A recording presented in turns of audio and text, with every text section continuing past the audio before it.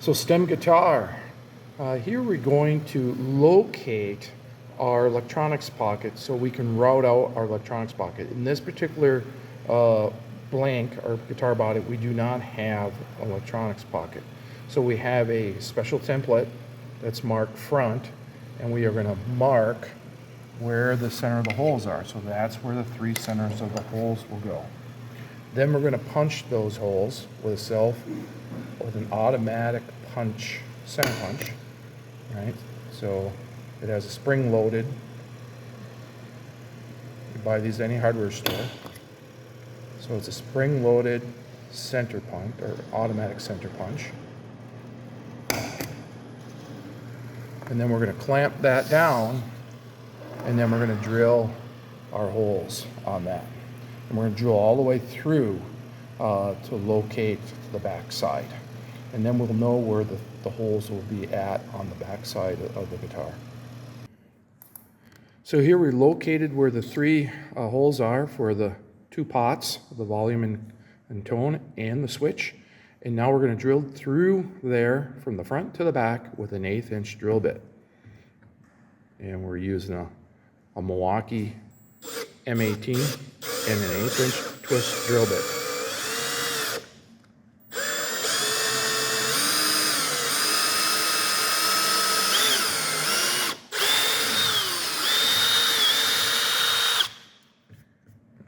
Essentially, these are locating holes in some regards.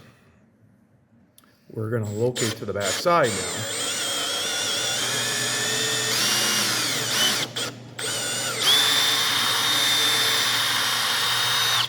And later on, we'll come in and we'll create the bigger holes that the switch and the pot will sit in.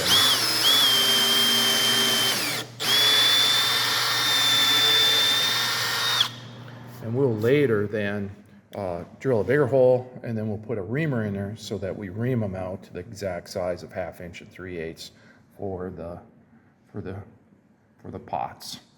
And so this is just a step in creating an electronics pocket on the back side.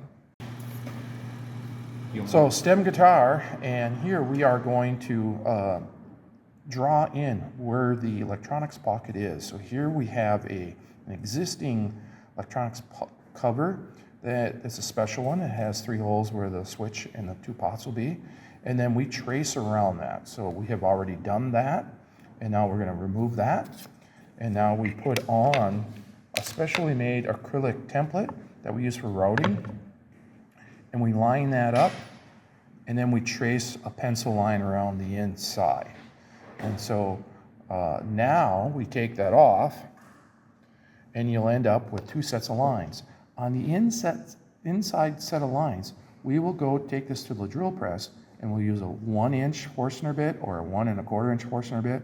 We're going to hog it out. We're going to remove material so we have less material that we have to router out. So it's easier on the router bits and a little safer, and we can get most of that material out of there and then come back with the router bit.